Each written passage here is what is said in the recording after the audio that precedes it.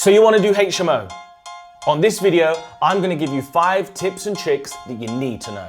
Simon here, I've done countless rent-to-rent deals. I love Rent-to-HMO, and on this video, I'm going to break down 5 tips and tricks I've learned along the way to a 7-figure rent-to-rent business. Let's get into it. Number 1, you're going to need to self-manage your Rent-to-HMOs. The main reason for this is you want to keep the cream.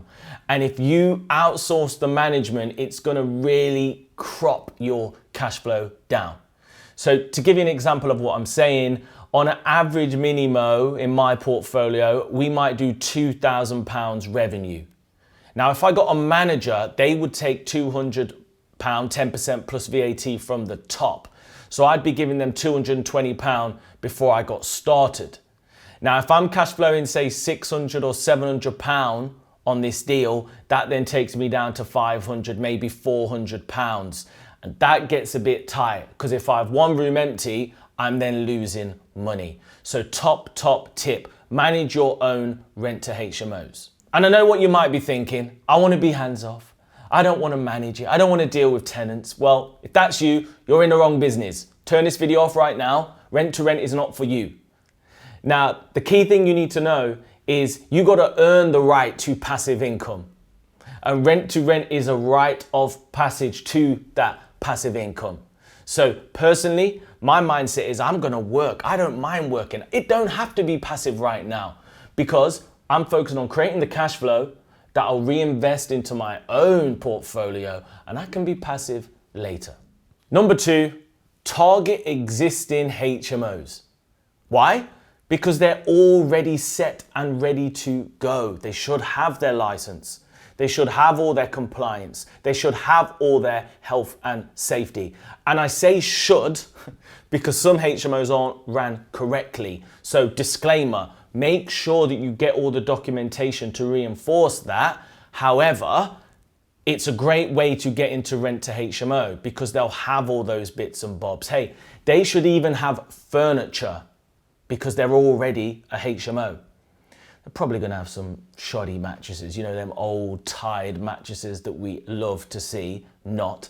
I actually had a situation last week where somebody was renovating their Rent-to-HMO and they said, oh, I think I'm going to be able to keep the mattresses. I said, hell no. And she said, why? I said, well, would you sleep in them? She said, no. I said, well, there you go.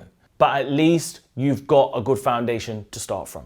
So target existing HMOs, ready to go. You can move quickly, save money. Number 3, you can target student HMOs that are empty. And I love it when September comes and properties are empty because I know the landlord's going to be open to a company let. They're going to be like, oh no, I don't want another year of no cash flow. And if it's their second year, they're definitely going to be desperate and in need of help. These are great properties to target for Rent-to-HMO, and they're actually great properties that you can potentially do lease options for and buy eventually. Way I do that is I call up the agent, I look for properties that seem like they're student properties, still on the market in October, and I just say, hey, if you got any student properties where the landlord will consider a long-term company let. And I've got tens of deals like this, and I've seen so many other people get deals like this. So go ahead and do it. Giving you all these bombs. If you're finding this useful, smash the subscribe button right now for weekly content. Number 4, and it's controversial. I know it's controversial. I'd probably recommend doing this only if your client is a more esteemed professional type. Rather than charging security deposits, once again, disclaimer, it's just my opinion or it's just a trick. I'm not saying you should do it. You could potentially do first and last month's rent instead of a deposit. And what that means is if your rent's £500 per month and you've got 5 tenants, instead of you getting £2,500 when they move in, you actually get 5K. Crazy, right? And this is a really cool trick that you can use to supercharge the cash flow and to break even quickly so that you're out of the deal and into the next one.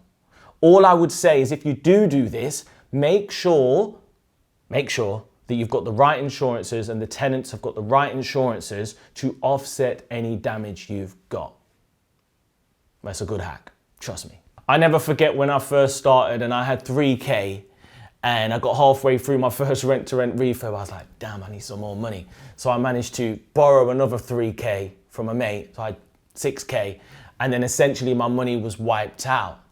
Done.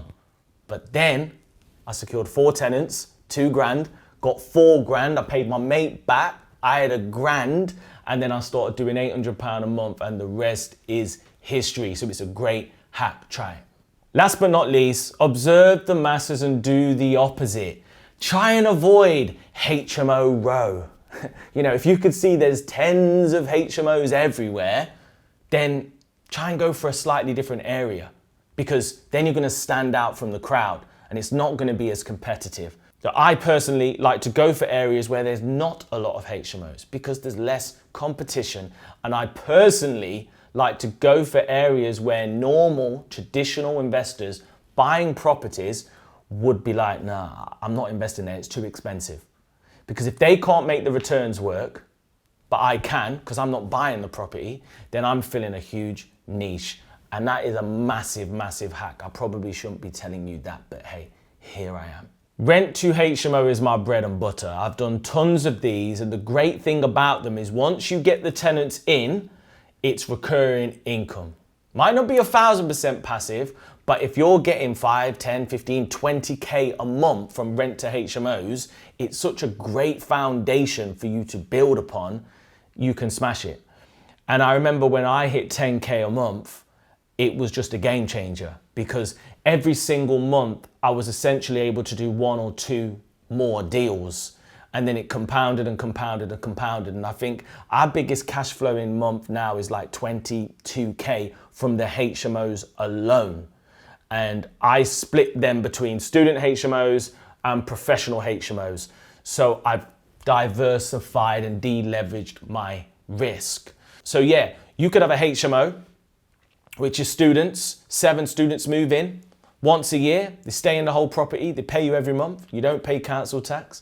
Or you could have a professional house where you rent it by room basis. You might have a couple of voids, but when you've got both of these working together, the odd room empty doesn't matter, and you really start to deleverage your risk, and that's why I love it. But yeah, go out there, get yourself some rent-to-HMOs, get yourself some tenants, mate. I love some of my tenants. I got certain tenants, they've been with me for 18 months. They've gone, you know, moved in with a partner or whatever, it's not worked out. They've moved back in with me. So keep your tenants happy, and trust me, Rent-to-HMO can be an amazing strategy. Make sure you get it in your portfolio. That's it from me. If you've enjoyed this, if you found value, I'm trying to grow this channel. Help me out, hit the subscribe button, comment below with any questions, and I'll see you in the next one.